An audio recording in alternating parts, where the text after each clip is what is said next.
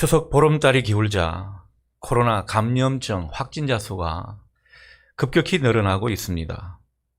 다시 한번 우리가 겸손히 방역수칙을 철저히 지켜야 하고 관리해야 할 때라 생각합니다.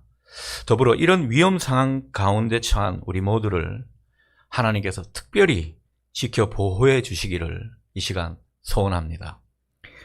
얼마 전에 한국 교회사에 한 획을 그었던 순복음교회 조영기 목사님이 별세하셨습니다.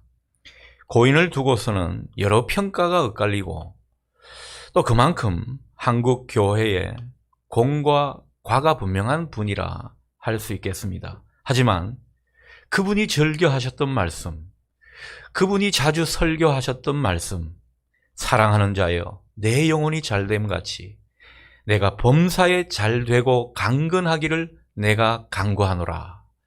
여러분, 이 요한 3서 1장 2절의 말씀은 늘 뇌리에 남아 있습니다. 그렇습니다. 그분이 그토록 목 놓아 이야기했던 그 영혼이 잘됨, 우리 모두에게 얼마나 소중한 일인지 모릅니다.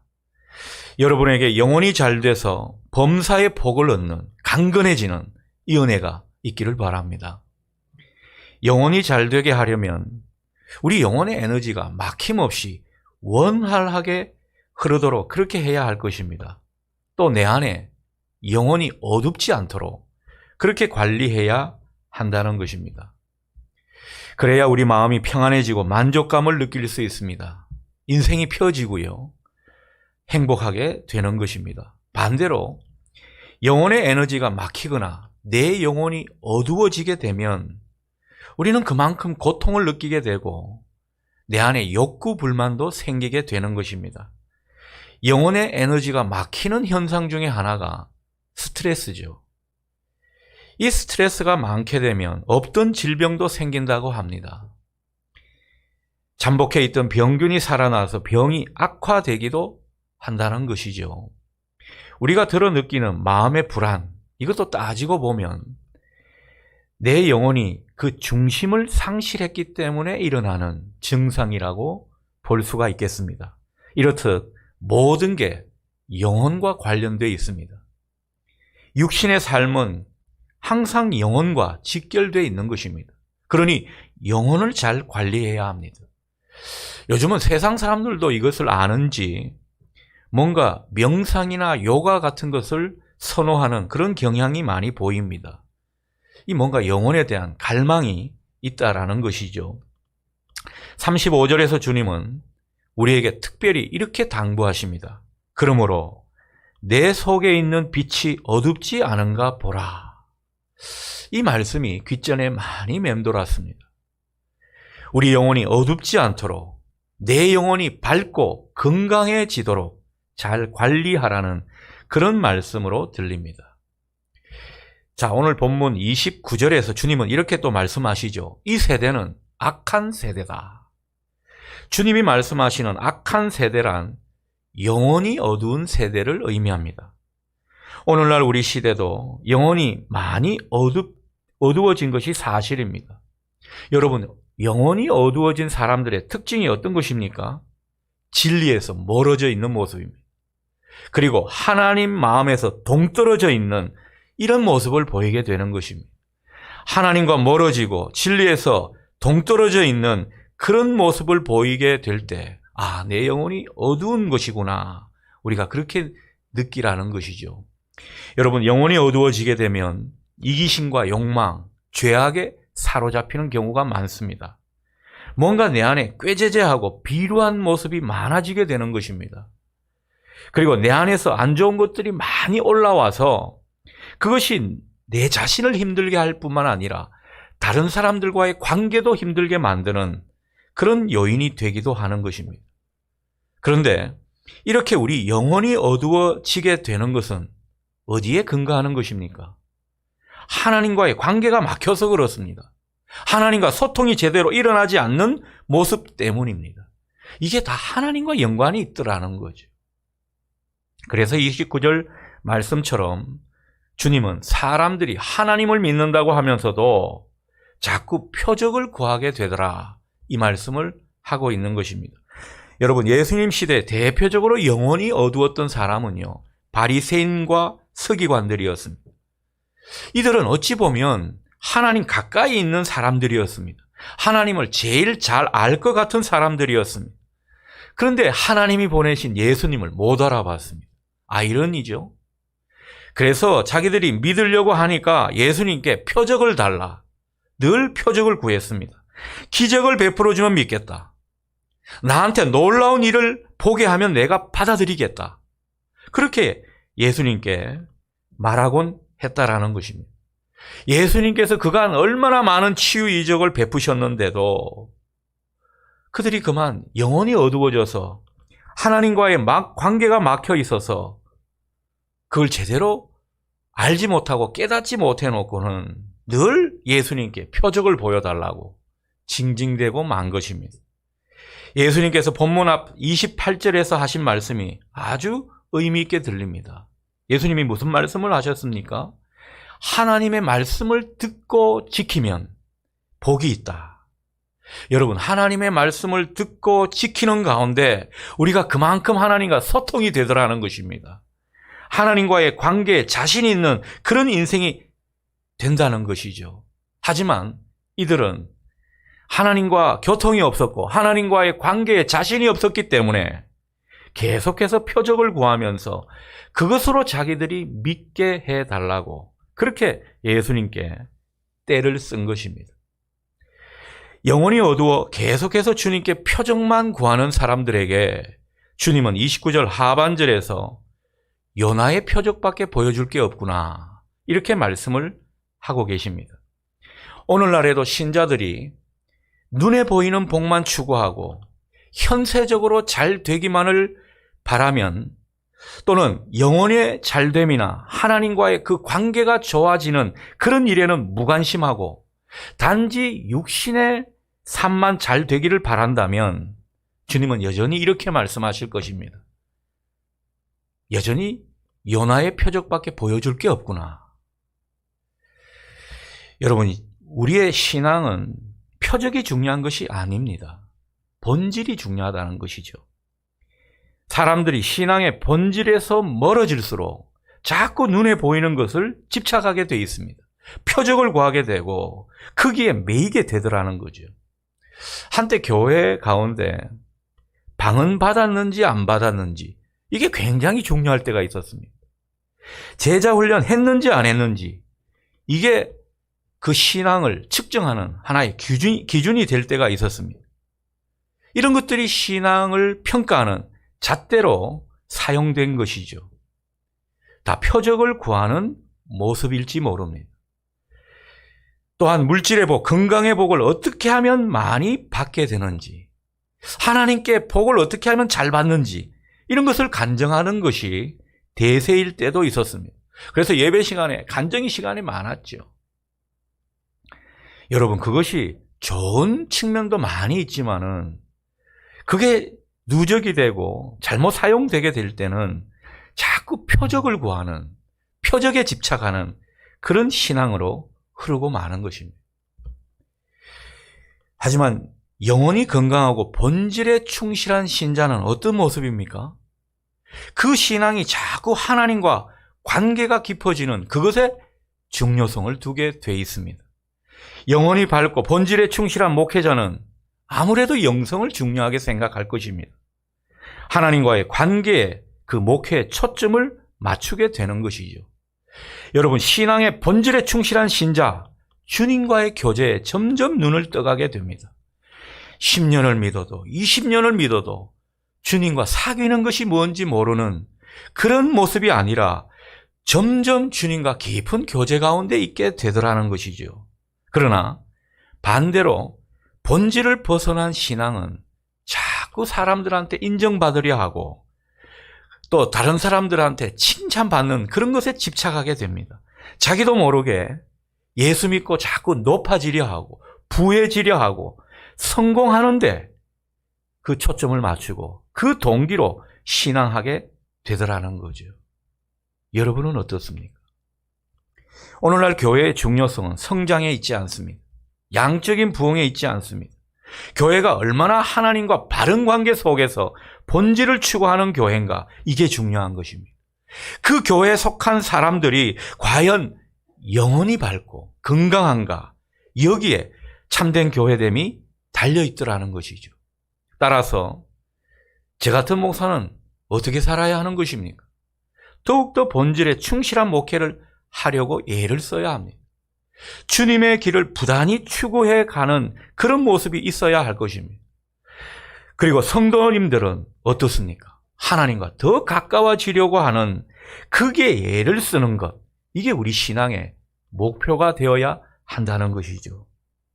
이렇듯 우리가 신앙의 본질에 충실하게 될 때 우리 교회는요, 자연스럽게 저절로 건강한 교회, 참된 부흥이 있는 교회 될 줄 믿습니다.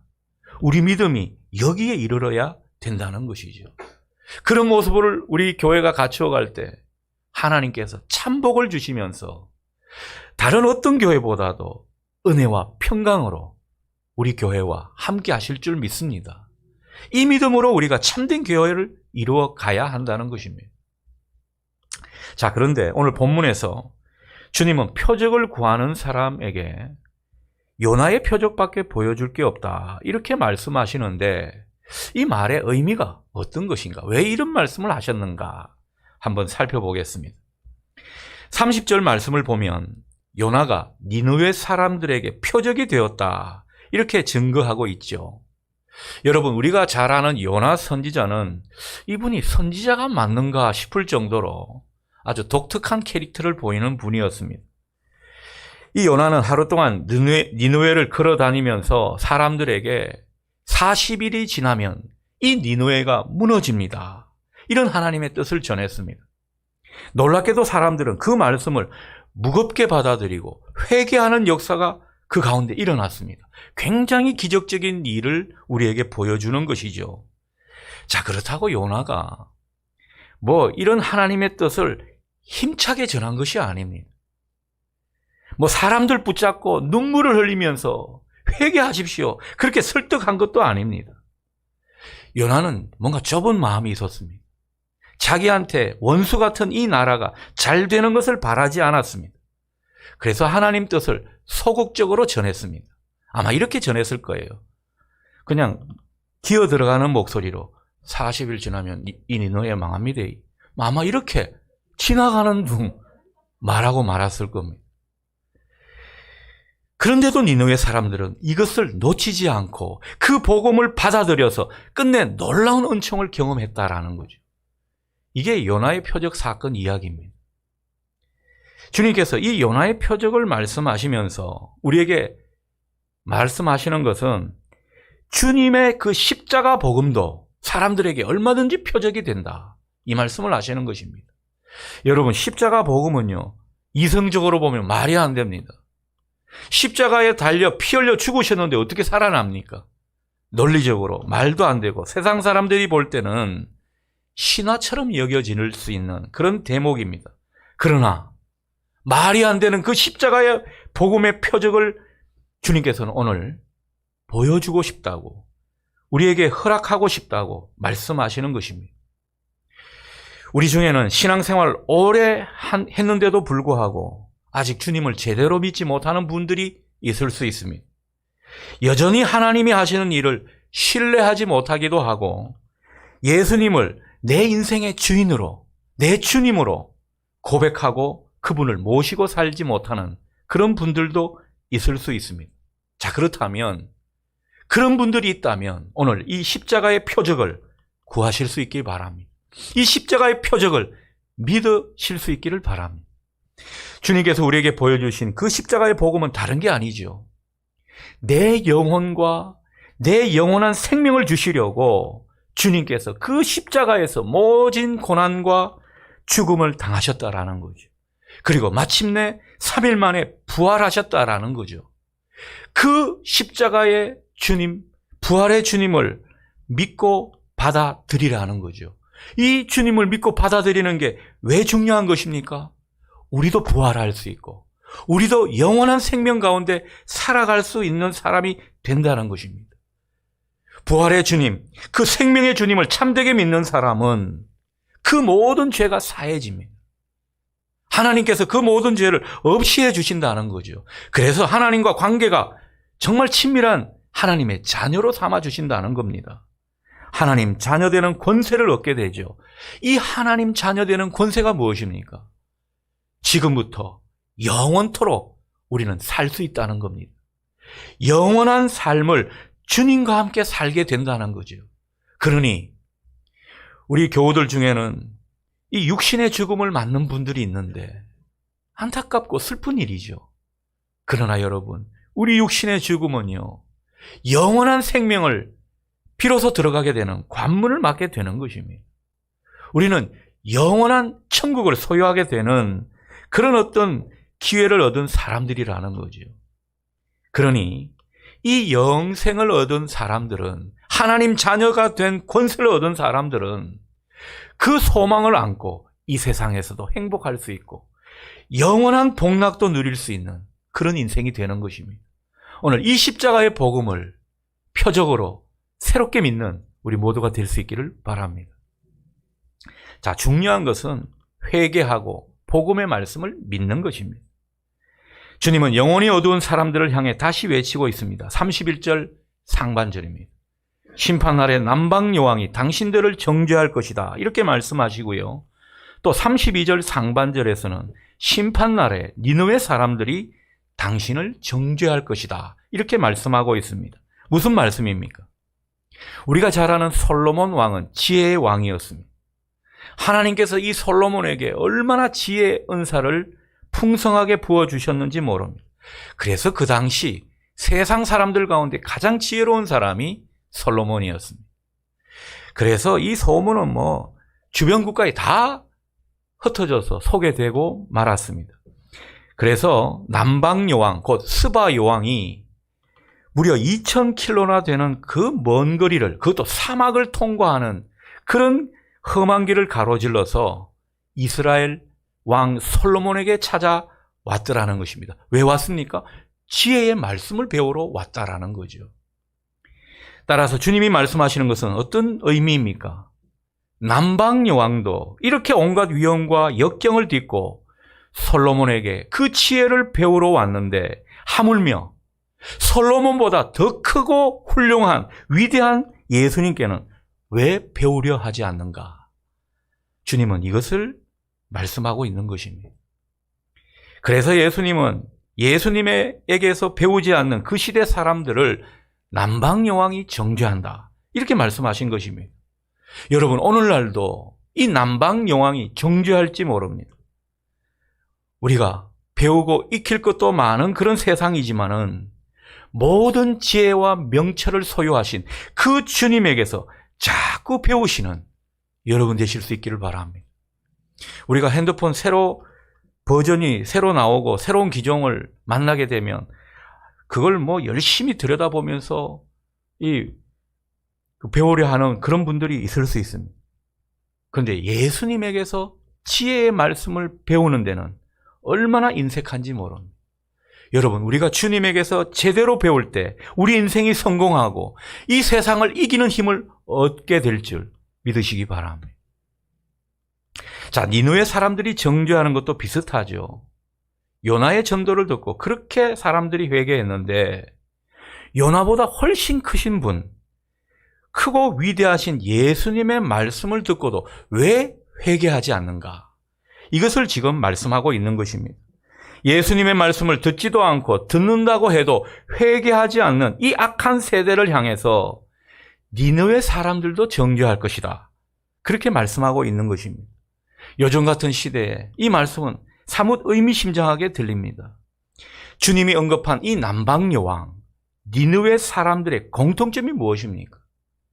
이들은 하나님의 말씀을 경청할 준비가 되어 있었고 그 말씀을 따라 자기 삶을 변화시키고자 하는 그런 열심이 있었다라는 거죠. 주님은 우리에게도 동일하게 말씀하십니다. 이 남방 여왕과 니느웨 사람들이 그 솔로몬의 지혜의 말, 요나의 그 전도의 복음을 듣고도 이렇게 축복을 받고 변화가 되었는데 이들보다 훨씬 크신 주님의 말씀을 왜 경청하지 않아서 하나님의 복을 놓치고 변화되는 인생을 살지 못하느냐. 오늘 우리에게도 말씀하고 있는 것입니다. 하지만 끝내 이 주님의 말씀을 들으려 하지 않거나 그 말씀을 듣고도 변화되기를 거부하는 자는 결국엔 심판을 받게 돼 있다. 오늘 이 점도 우리에게 분명히 말씀하고 있습니다. 여러분, 주님의 말씀을 들으려 하지 않고 그 말씀을 받고도 변화되려고 하지 않는다면 무엇이 문제입니까? 영혼이 그만큼 어두워졌다는 것입니다. 영혼이 어둡게 되면 여전히 내 생각과 세상 논리에 밝은 거기에 매여서 옴짝달싹하지 못하는 그런 인생이 되고 마는 것입니다. 어리석은 인생인 것입니다. 그러니 여러분, 내 영혼이 밝아지도록 예를 쓰실 수 있기를 바랍니다. 그러나 우리 영혼이란 게 저절로 밝아지는 게 아닙니다. 내 영혼이 밝아지기 위해서는 무엇보다 우리 영혼의 눈이 떠져야 합니다. 어두운 내 영혼의 눈이 밝아져야 한다는 거죠. 34절 상반절의 말씀이 그것을 우리에게 증거하고 있는 것입니다. 내 몸의 등불은 눈이라는 이 말씀을 하시면서 우리의 영적인 눈이 자꾸만 밝아져야 한다.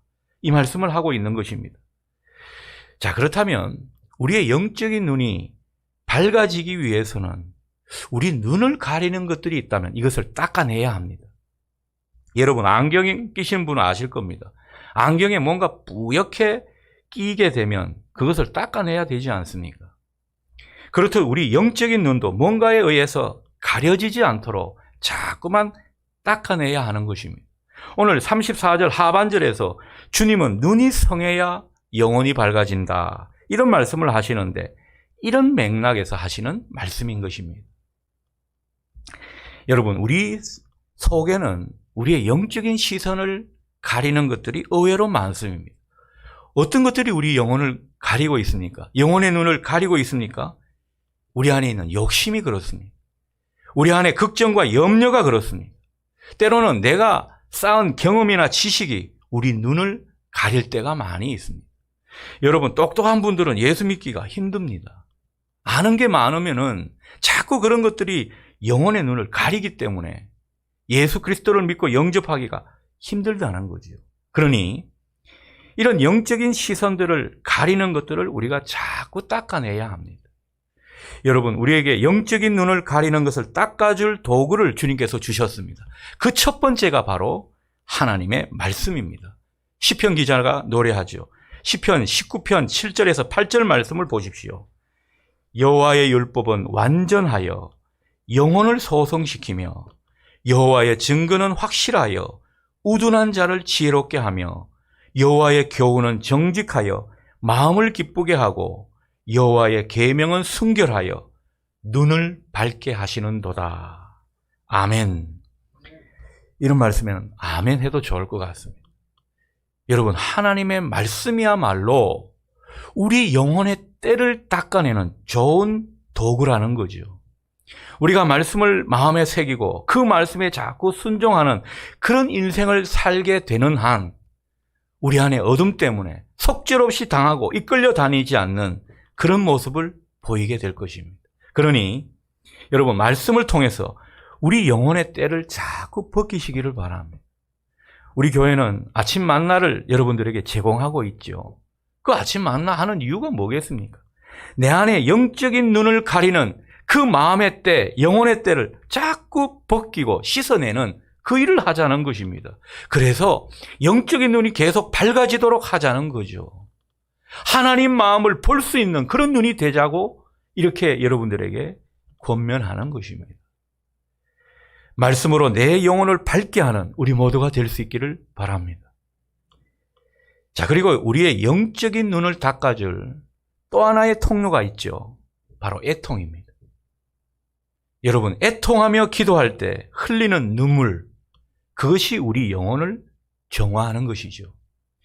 우리 눈에 뭔가가 가려져 보이지 않을 때 이 안약을 넣어서 씻어내는 것처럼 우리의 영적인 눈이 제대로 떠지기 위해서는 영적인 안약이 필요합니다. 그게 바로 애통하며 기도하는 가운데 흘리는 눈물이라는 거죠. 여러분, 우리가 그 눈물을 흘리며 기도하게 될 때 얼마나 마음이 깨끗해지고 얼마나 마음이 시원해지고 얼마나 내 영혼이 밝아지는 것 여러분 경험하셨습니까? 그 눈물이 우리 속의 어둠을 닦아내는 것입니다. 우리 영혼의 때를 자꾸 벗겨내는 것이죠. 그러니 중보기도가 중요한 것은 어떤 이유입니까? 그것 때문에 하나님께서 뭐 또 다른 복을 주시겠다, 그걸 기대하는 것입니까? 내 영혼이 잘됨 같이 내 영혼의 복을 받는 첩경이라는 거죠.